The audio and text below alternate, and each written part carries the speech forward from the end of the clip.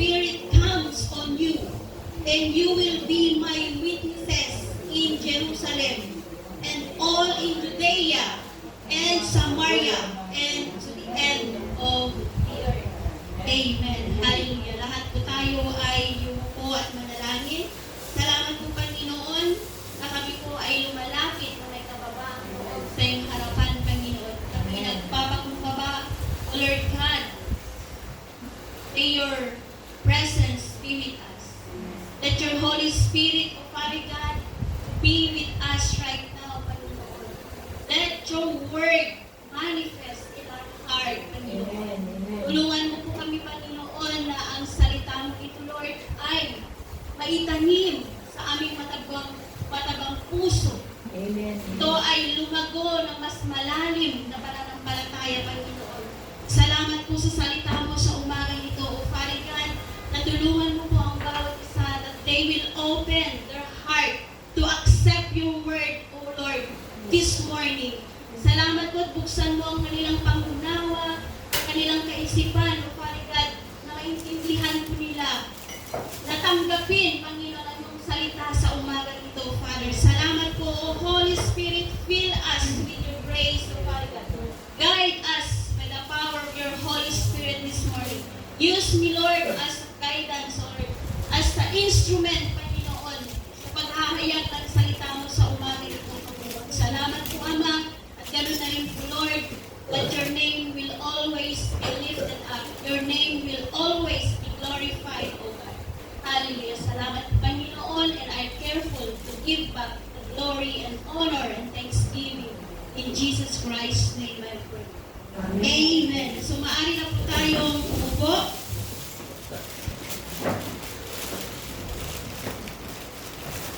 So I will read again our text this morning.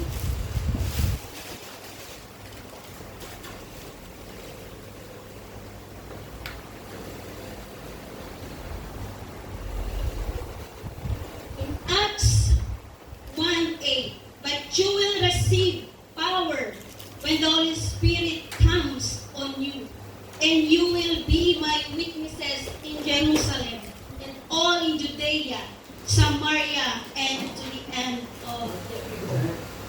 So our theme for this morning is Empowered to God Mission. Because today is our mission month, every fifth Sunday of the month. Kung titingnan po natin ang mga disipulo ay mga ordinaryong tao, di po ba? Sila po ay isang fisherman, tax collector, mga simpleng tao, mga simpleng worker ng Panginoon. In our text, Jesus gave them a global assignment. Hindi po dahil magaling po yung mga disciples o hindi dahil po sa popular sila, kilala sila, or magaling sila, kundi dahil po may darating na Holy Spirit. That is the Holy Spirit na magpapalawak sa kanilang puso, sa kanilang pananaw at lakas. So Jesus' final mission, briefing, ito yung final word niya before the ascension, bago po siya umakyat sa langit, ay na-briefing niya muna yung kanyang mga disciples before his ascension to the heaven. So Jesus did not send his disciple into mission empty-handed. Yung wala. Kundi ang nangyari po is bago umakyat ang Panginoong Yesus sa langit, hindi niya sinabi agad na, go. Hindi po ba kung nabasa niyo sa text natin, hindi niya sinabing go. But it says, wait. Dahil may darating, you will receive power. And what is that power? Power ba na ikaw ay maging magiting na tao dito sa lupalong ng mundo? Ikaw ay kilala? What is that power? Empowered is our theme. Empowered. Ano ba yung empowered? Ito po yung binibigyan ng kapangyarihan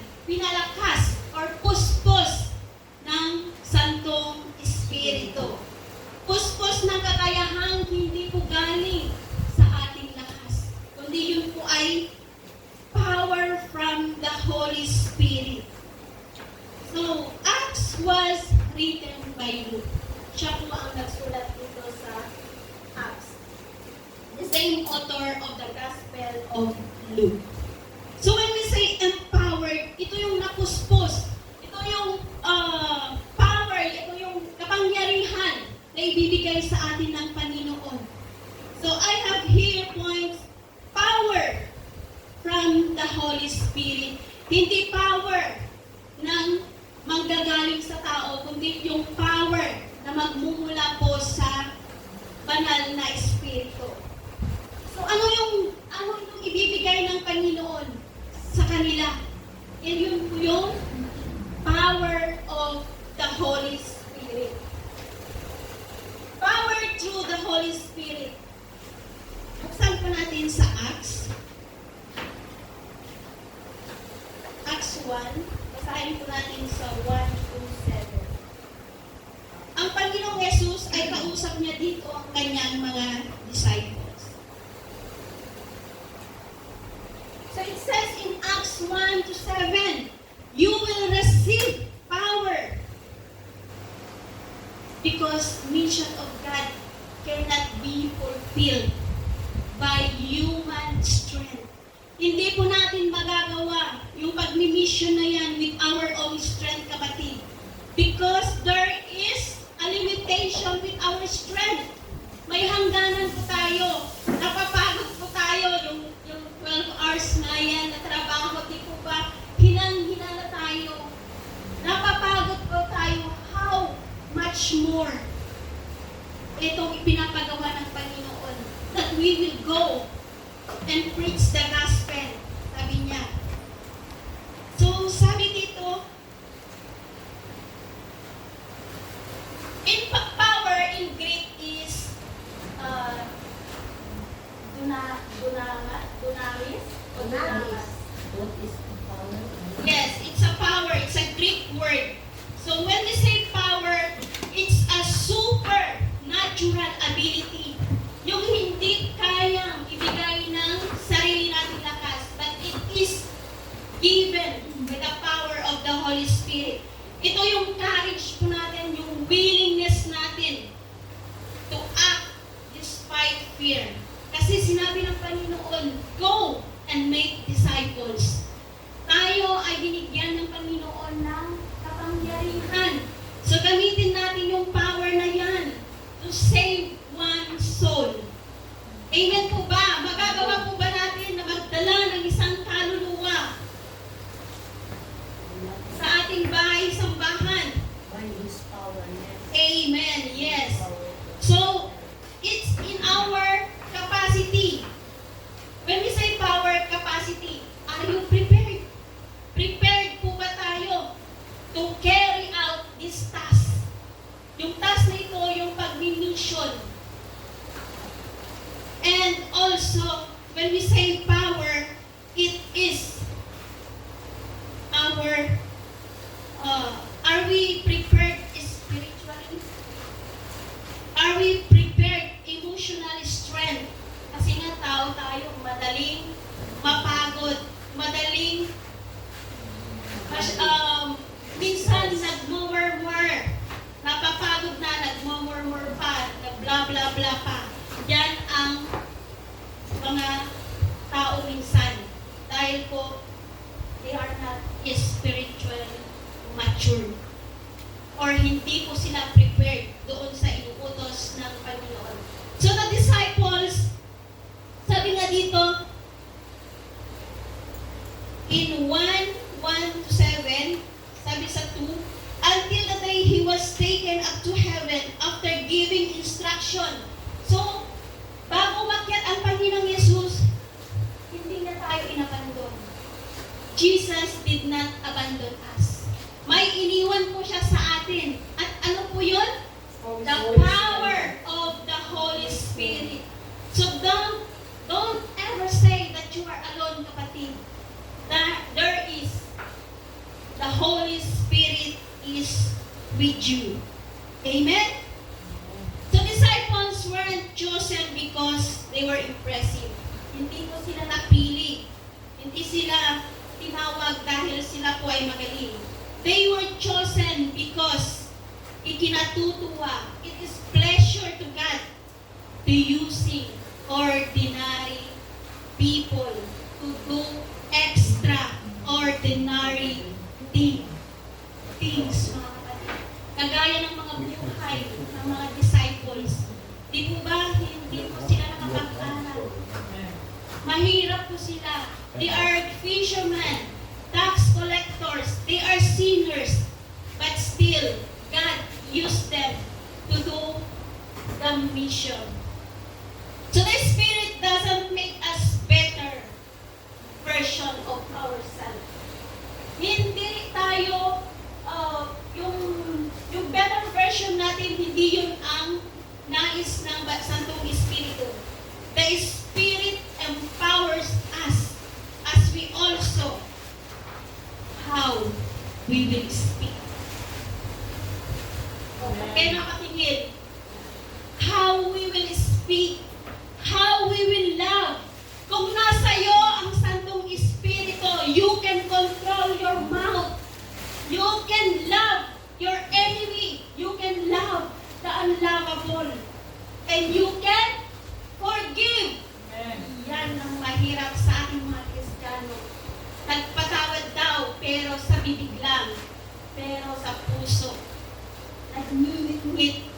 Kaya nga sabi sa salita ng Panginoon, the abundance of the heart speak to our mouth. Kung ano yung laman ng puso mo, yun ang binibigkas ng iyong bibig. Yun ang nilalabas ng ating bibig. So when you have the Holy Spirit, you know how to endure. Kahit maraming problema, kayang-kaya. Kahit maraming testing ka lang, mas malaki ang ating Diyos. Ganun dapat tayo, mga kapatid.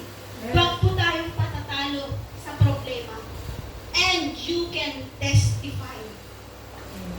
You can testify the goodness of God. If you have the Holy Spirit, sabi nga, how you speak. When you speak, nakakapagpagaling ka ba? Nakaka-encourage ba yung lumalabas sa bibig mo? O nakakasugat? So when we speak, yung nakasakit tayo, di po ba nararamdaman natin yung Santong Espiritu, kinukonvict tayo, kapatid. Wala. Example, Maria, yung parang nasaktan mo si ganito. Nararamdaman po natin yun kung tayo po ay nakasakit sa ating salita. So buksan po natin sa Zechariah 4:6. So sabi dito, not by might, not by power, but by my, sabi niya, but my Spirit. Yun po yung Holy Spirit na iniwan sa atin ng Panginoong Jesus, na siyang gagabay sa bawat isa. So, we as a Christians, we as a followers, dapat nakikita si Kristo sa buhay ng bawat isa. Nakikita si Kristo sa buhay mo, kapatid. Also in 2 Timothy 1:7, it says, for the Spirit God gave us does not make us timid, but give us power, love, and discipline. So binigyan na naman tayo ng kapangyarihan na mahalin ang kapwa natin tao and discipline. Kung alam mo, mali na yung ginagawa mo, disiplinahin mo na yung sarili mo. Disiplinahin na natin yung ating sarili. Ganon ang ginawa ng mga disciples. So their way, on the occasion when he was eating with them, he gave them this command, do not leave Jerusalem, sabi ng Panginoong Jesus, but wait for the gift my Father promised. Ito pala yung pangako ng Ama na iiwanan ng Panginoong Jesus sa kanyang mga disipulo. Sa atin ngayon, sa atin, huwag mong sabihin na walang Holy Spirit. Once you receive Savior, the Holy Spirit is with you. Amen. But we must walk to the will of God. Dapat po tayo ay lumalakad ayon sa nais ng ating Panginoon. So how we will apply this? How we will apply? Paano natin gagamitin sa ating pang-araw-araw na buhay? Paano natin ipapakita yung kapangyarihan ng Santong Espiritu ay nasa iyo? Rely on the power. Rely on the Holy Spirit daily, not with your own strength. Di ko ba sabi ko, may limitation yung ating lakas. May limitasyon, may hangganan yung kakayanan ng isang tao. So that the Holy Spirit be with us, pray for empowerment before serving. So gaya ng ginagawa natin, before we start the service, we pray. We ask. We acknowledge the presence of God. We ask the presence of the Holy Spirit. Because without the Holy Spirit, wala pong mangyayari. Also in preaching, also in sharing, also in witnessing. So let the Holy Spirit transform our character. Doon naman tayo yung character natin, yung pag-uugali natin. Sinasabi natin, the Holy Spirit is with us. But, is it sin in our life? Nababago yung character natin kung dati, kailangan when the Holy Spirit is with you, yung puspos ka ng Santong Espiritu, dapat po ay may pagbabago. May pagbabago araw-araw. Kung dati po tayo ay madaldal, next Sunday mabawasan na natin. Paisahin mo naman yung kakwentuhan mo, hindi lang ikaw ang nagsasalita. Ganon, yung nababawasan yung ating mga negative, yung ating mga pag-uugali, yung mga hindi nakaanay sa ating Panginoon. So dapat tayo po ay nakikita ng pagbabago from glory to glory. Yun ang nais ng Panginoon. Yun ang nais ng Santong Espiritu. Na mag-reflect na ang gabay ng Santong Espiritu ay pumikilos sa atin. Kung dati ay tatahimik tayo, but because the Holy Spirit is there, ngayon nakikihalubilo na po tayo sa ating kapwa mananampalataya because that power give us to speak. Hindi mo timid, but to speak, magsalita po tayo, to share love, and to forgive. Mahirap kung ang puso po natin ay hindi marunong magpatawad. May hirapan po tayong lumakad na may laman ang ating puso. So always give forgiveness. Lagi tayong magpatawad, kapatid. Because that is the power of the Holy Spirit. To speak, to love, to forgive, to endure, and to testify the goodness of God. So proceed to number 2. So ano yung purpose ng Panginoong Yesus? Purpose to be witness. Yung mga disipulo doon po sa ating verse 9 to 11, pakibasa po.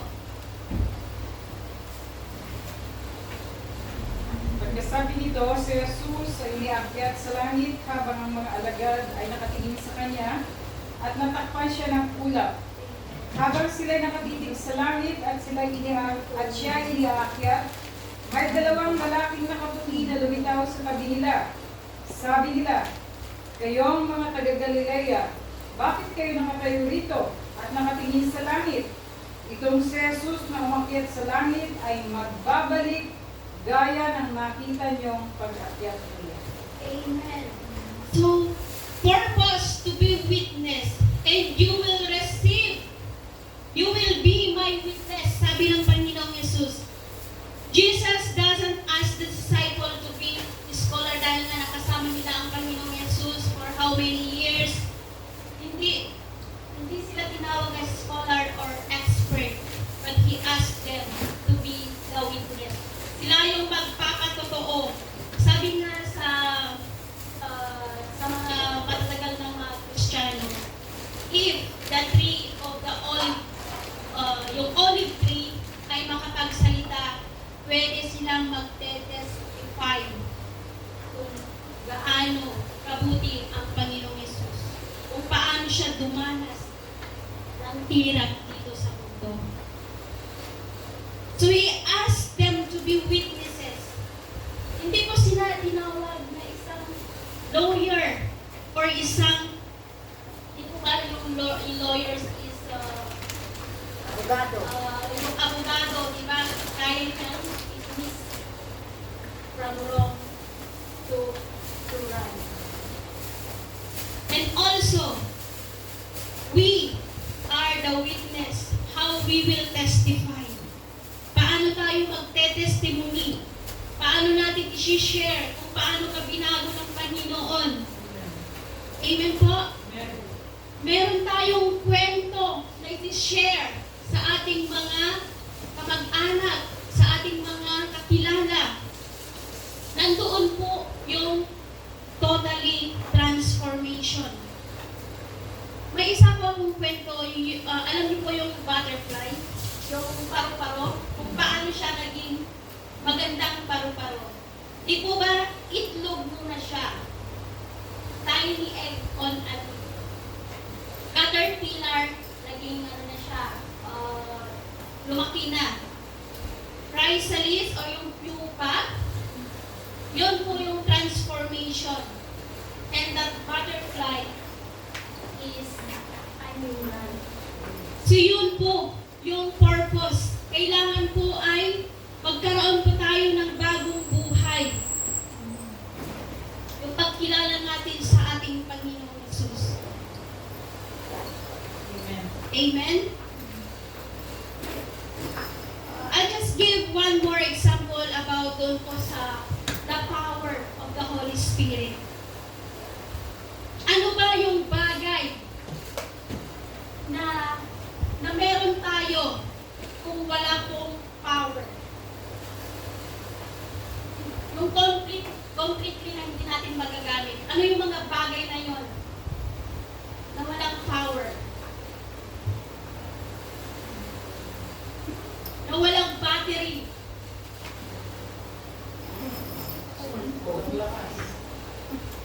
Ano yung mga bagay na meron kayo? Cellphone. Yun! Cellphone.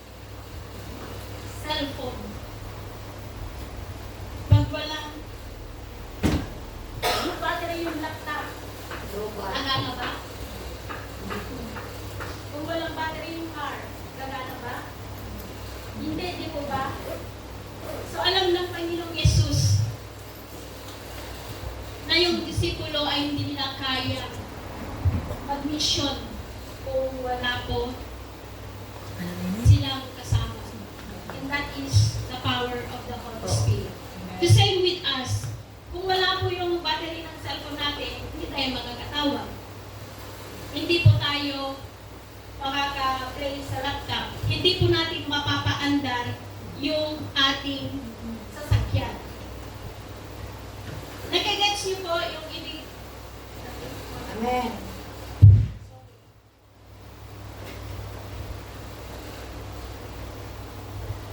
Na-rapture na po si Pastora.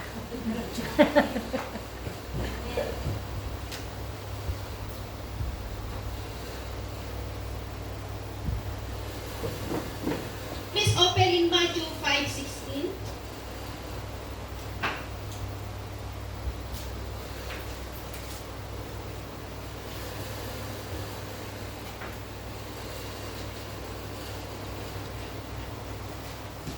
So in our main points, number 2 is purpose to be witness.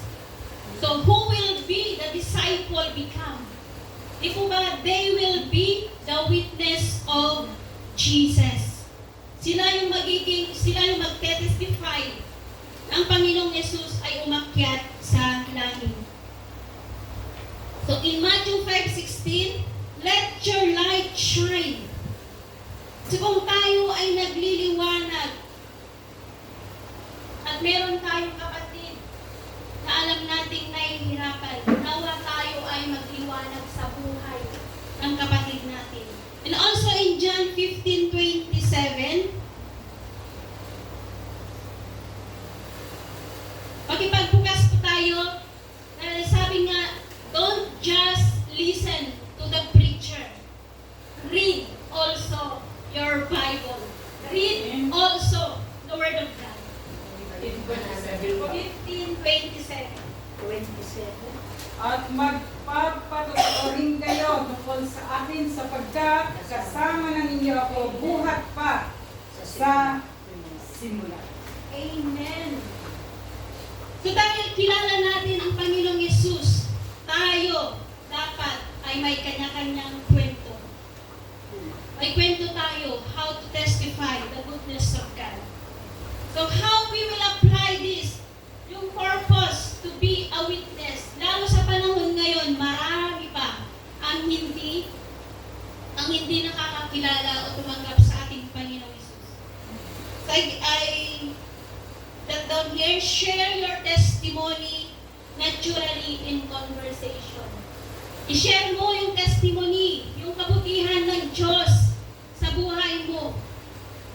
Kung dati tayo ay sinungaling, dahil sa Holy Spirit, na-convict tayo, hindi na tayo nagsisinungaling. Yun yung conversation to testify the goodness. Yung i-testify mo kung paano ka binago ng Panginoon kahit mahirap. Hindi yung having a conversation, pero buhay ng kapatid natin ang ating pinag-uusapan. Is that a testimony? Is that a good testimony? Hindi, mga kapatid. Yan ay chismis. Chismis, gossiping. Yun ay ayaw ng Panginoon. Share the goodness of God. I-share mo kung paano ka ginamit ng Panginoon. Kung dati, tatahimik ka lang dito sa church. Kung dati ay taga-upo ka lang ngayon, the Lord promote you. Because always, remember, promotions comes from God. Hindi po sa ating pastor, hindi po sa ating mabubuting gawa. But God looks unto your heart kung bakit ka na-promote ngayon. Amen. So live with integrity, integridad, so that your life support your message. Lagi kang nagte-testimony dito sa harapan. How God bless you. How God care for you. Pero nakikita ba sa buhay ng bawat isa? Nakikita ba yung testimony mo sa buhay mo ngayon, kapatid? So, ang purpose ko dito ng Panginoon to be witness is believers are called to be witness of Jesus. Kung paano siya nabuhay, paano po siya namatay, at paano po siya nabuhay. It is the life, death, and resurrection. Ganon din po ang buhay natin bilang Kristiyano. Dati po tayo ay makasalanan, sobra-sobra, hindi enough ang buhay natin dahil sa ating kasalanan. Because of the blood of our Lord Jesus Christ, tayo ay kanyang binatawan. So yun, ang ikwento mo sa iyong kapatid, sa iyong family. How God changed you, how God transformed you, how the Holy Spirit moved in you while you are walking in the presence of God. Amen? So, number 3, plan. Ito yung plano ng Panginoon. Ito yung plano niya for expanding mission.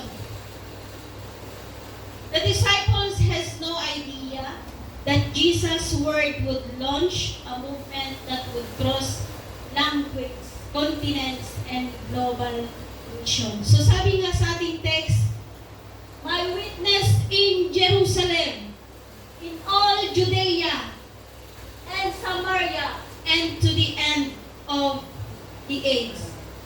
Where will this witness reach? Hanggang sa kaisa-isang hindi nakarinig ng salita ng Panginoon. May tanong po ako, how many countries have you been visited? Ilang bansa na? Ilang bansa na po tayo? Pwede pong sumagot sa question na po. Nakailang bansa na kayo? Amen. Amen. Amen. Amen. So, ganyan ang nangyari sa mga disipulo. Jesus shows that mission begin where feet already stand. Kung saan ka ngayon nakatayo, diyan magsisimula yung mission mo. Kung yung katabi mo ay hindi pa kumilala sa Panginoon, kung yung family mo ay hindi pa kumilala sa Panginoon, God will use you. Amen. God will use you in Amen. your family. Amen. So who is your Jerusalem? Who is your Judea? Who is your Samaria? And expand out where God planned. So in Jerusalem, our Jerusalem is our home. Ang ating family. Sila, yung Jerusalem natin. Family immediate circle. Sila yung mother side, yung father side, or yung buong sambahayan. Buong sambahayan mo. So sila yung Jerusalem natin, kapatid.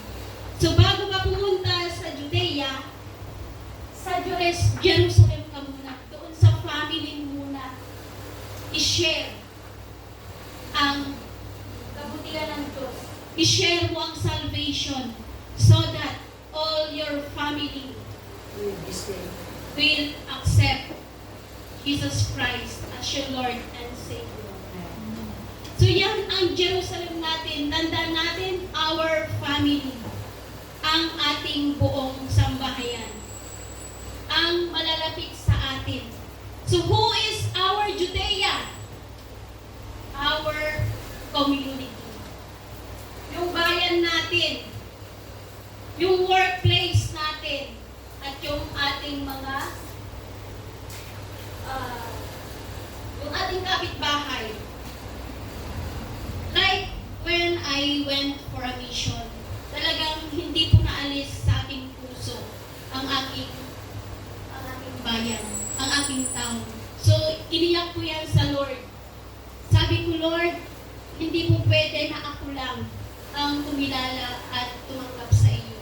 Hindi lamang ako yung tumanggap ng kaligtasan, but I want also to bring all my family unto your feet. So bago po kami nag-start ng mission, talagang hiningi ko sa Lord that God put into my heart my town and Ville, Cagayan. The desire of my heart is hindi lamang po yung family kong maligtas, kundi po ang aking buong komunidad, ang aking buong town. Yun po ay desire natin, kapatid. Wag lamang po yung family natin, hayaan mo na sila. Hindi eh. Mahalaga po ang isang kaluluwa sa Panginoon. Napaka-importante po ang kaluluwa pag nailapit natin sa ating Panginoon. Kaya dinisare ko, and to God be all the glory. At nangyari nga po. So we are, yun na nga po, may nag-gather na sa bahay, and then we are planning also na magkakaroon ng church sa Enrile. Kaya, and to God be all the glory dahil pinadala ako ng Panginoon on that mission. Tinawag niya ako because it is my desire. Kung talagang i-desire mo, kapatid, na makasama sa isang mission, wala akong imposible. Hindi mo iisipin yung laki ng pera. Hindi mo iisipin. Because if you are, yung puspos ka ng Santong Espiritu, kung tinawag ka ng Panginoon, hindi mo po alalahanin yung finance, hindi mo po alalahanin yung pagod mo. Alam naman natin ang pag-mission, talagang kasama ang katawan natin, yung physical po natin.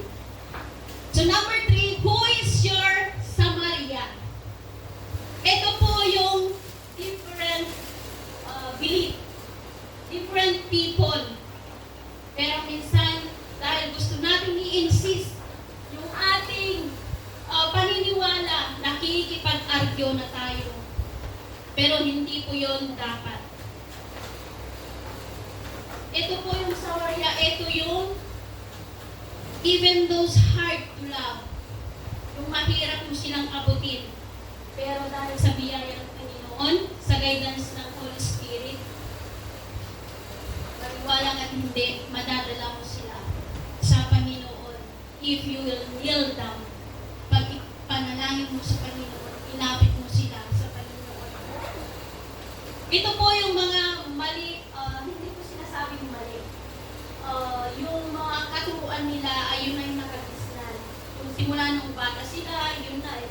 Ito na kami Katoliko, Dikandado, Sarado Dikandado. Ito na kami INC. Ito na kami Jehovah Witnesses. Pero wag po tayong makipag-debate.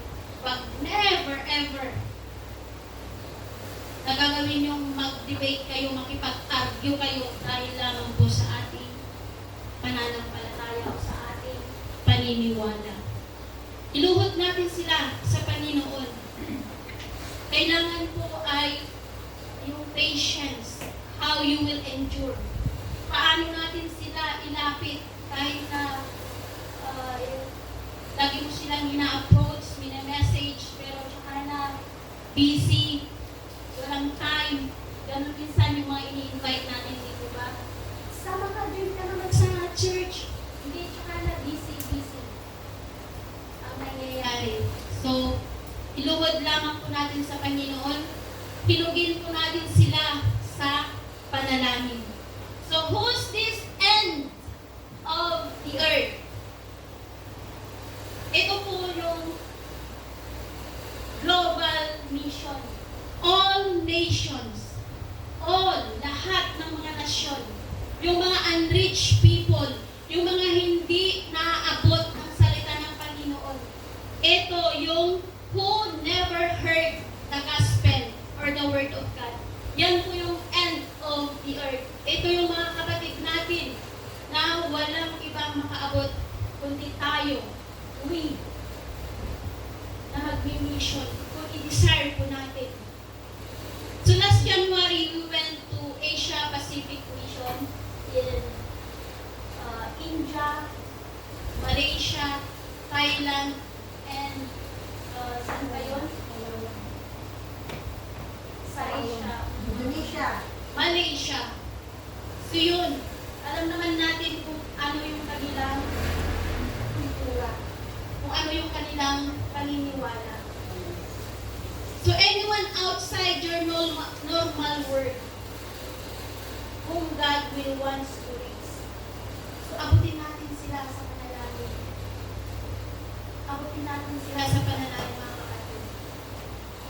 By giving something, by i-pray natin, sending, going. Kung may narinig kayo na may magmi-mission, huwag niyong isipin yung ibibigay mo. I know that God will bless you more. Dodoblihin ka ng Panginoon kung ikaw ay nagbigay sa tao, hindi nisan niya yung pumunta ng mag-mission. So open in Romans 10:14 to 15.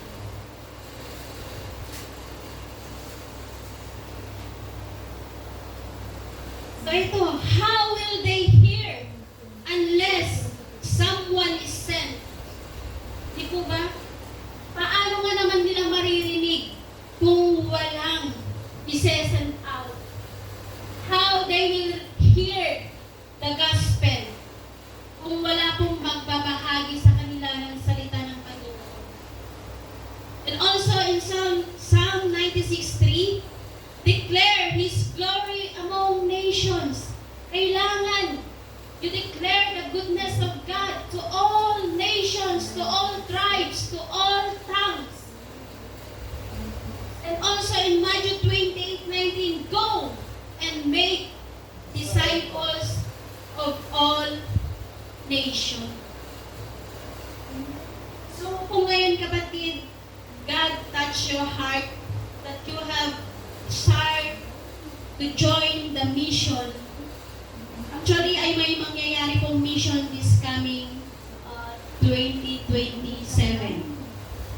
So kung gusto nyo mag-join sa mission, just approach me and we will send you out through prayer.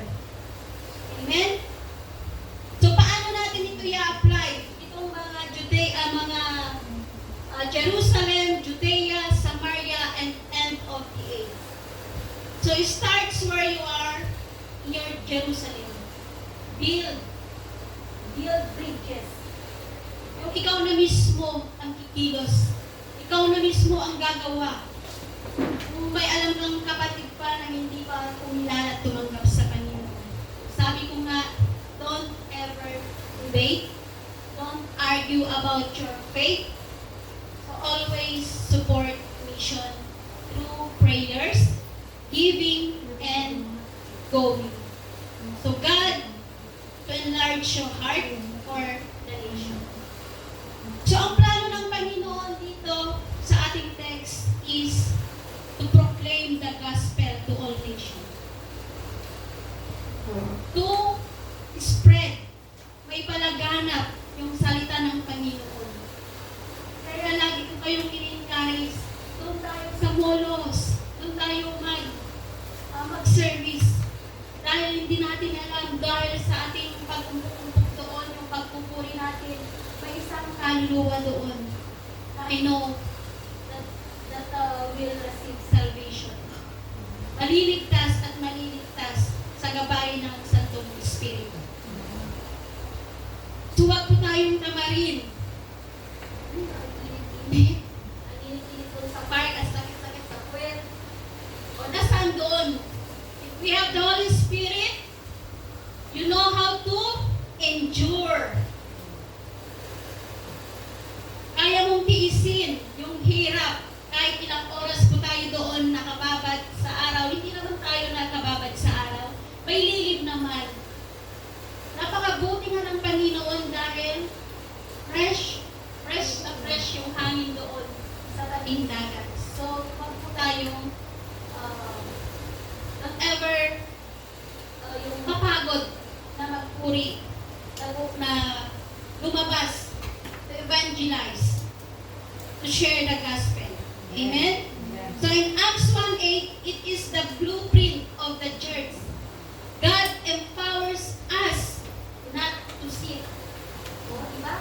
Sabi ng Panginoon, hindi niya tayo pinuspos ng Santong Espiritu na taga-upo lamang, taga-butas ng upuan. Kundi sabi niya, hindi tayo pinuspos ng Santong Espiritu na mananahimik na lamang tayo. Believe me, kapatid, the Holy Spirit will speak to you. Siya ang magsasalita sa iyo when you share the gospel to that one person na hindi pa nakakilala sa Panginoon. So not to be silent, but to witness. Tayo yung mga magpapatotoo sa kabutihan ng Panginoon. Alam ko lahat dito.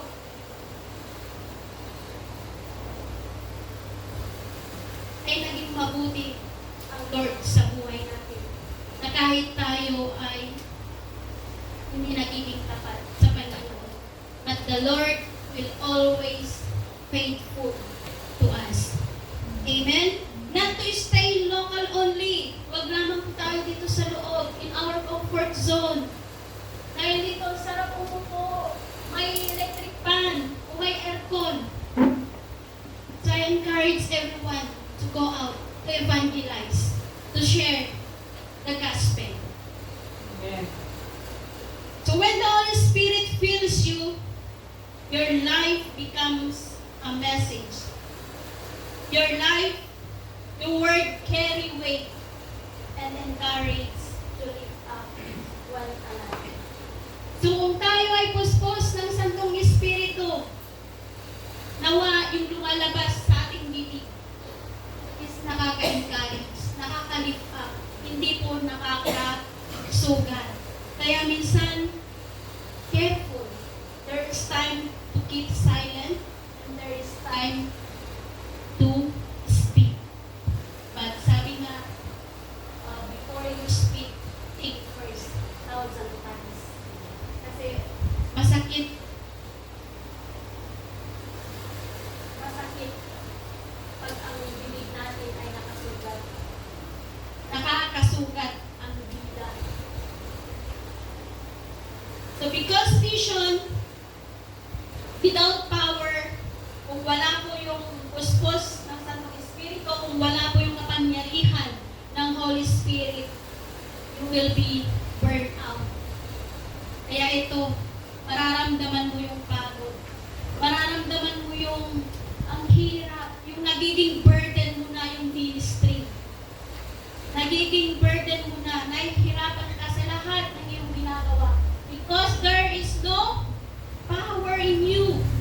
Because the Holy Spirit give you the power para hindi ka ma-burn out. Minsan maisipan mo, ayaw na mag-church, nakakatamad, nakakapagod, pagod pa sa trabaho, busy sa ministry. Pero ang nais ng Panginoon, bakit mo kasi binubuhat lahat? Nandiyan ang Santong Espiritu na siyang tutulong. Nandiyan ang Panginoon na gagaan sa iyong pinapasan, kapatid. So, but vision with the Holy Spirit leads to breakthrough. Amen. Amen. The Spirit gives power. So the church has a mission. The gospel must go everywhere. And you are part of God's global mission.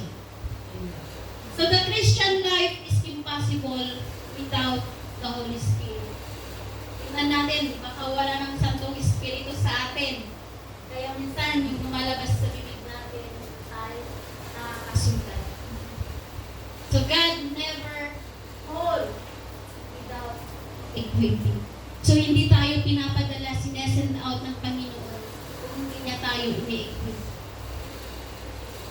So hindi tayo nag-iisa. Laging nandyan ang Santong Espiritu na siyang gagabay sa bawat isa sa atin. So when we, again, kung tayo po ay nakinig, it says in our team, empowered to God mission. So paano tayo may empower to do the vision of God? Number 1,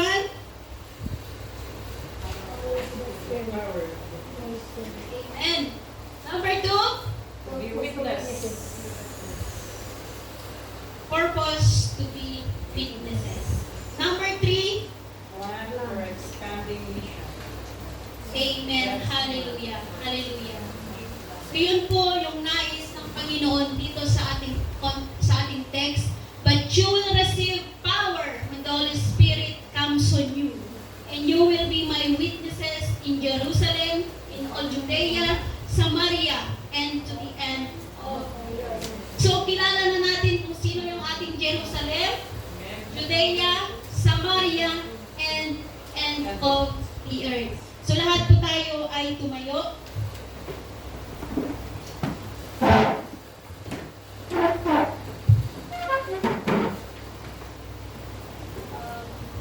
Pwede bang paki-awit ay yung worship.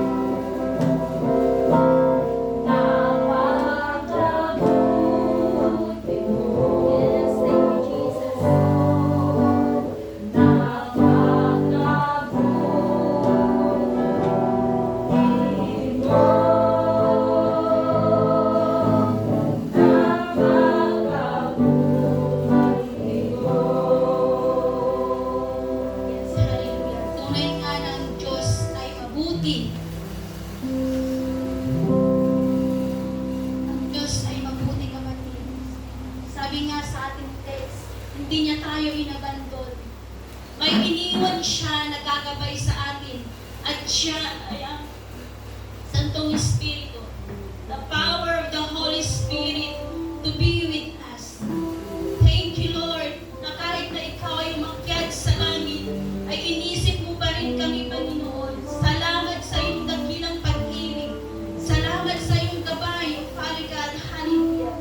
Thank you, Lord, that through your words,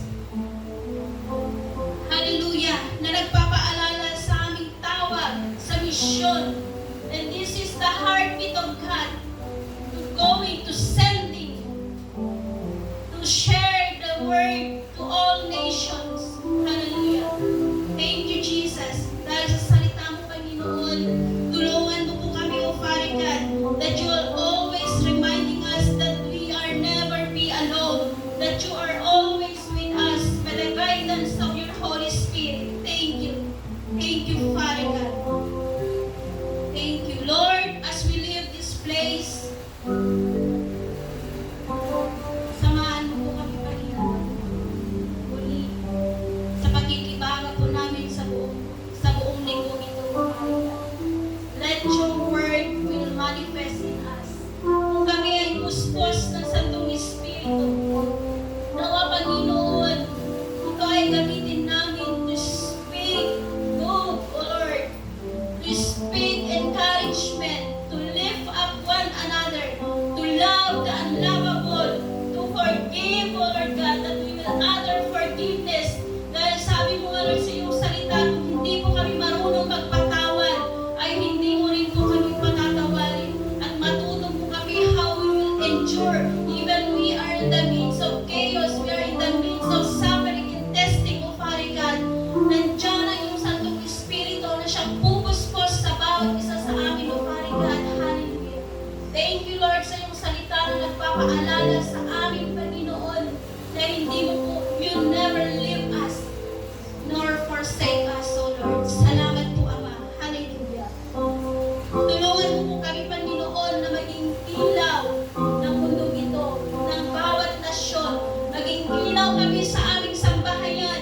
Maging ilaw kami, Panginoon, sa aming komunidad. Maging ilaw kami sa aming trabaho. At lalong-lalo na maging ilaw kami sa aming kapwa mananampalataya, Lord. Use us, O God. Use us, O Lord, to proclaim the gospel. Use us to spread the good news, O God. Hallelujah. And let your Holy Spirit, whatever, anuman yung narinig namin, Panginoon, yung salita mo sa oras na ito, Lord, I pray, O Father God, I pray that every word that we heard this morning will be sealed by the blood of our Lord Jesus Christ. Na hindi kayang nakawin ng kaaway ang salitang naipunla na tinanggap ng aming puso sa umagang ito, O Father God. Hallelujah. Tulungan mo po kami, Panginoon, na mabuhay ng ayon sa iyong kalooban, O Father God.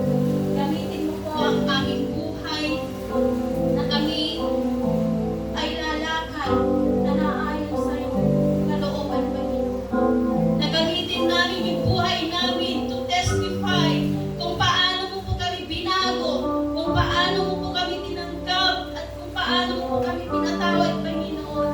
Hallelujah. We will use our story to testify your goodness, O God. To testify your unconditional love to us, O Lord. Thank you. Thank you, Holy Spirit. Salamat po, Panginoon, sa ating mga kapatid na nakinig sa umaga nito. I pray, O Father God, that let your Holy Spirit guide them, protect them, O God, and they will receive the power of the Holy Spirit. Salamat po, Panginoon, sa kanilang buhay.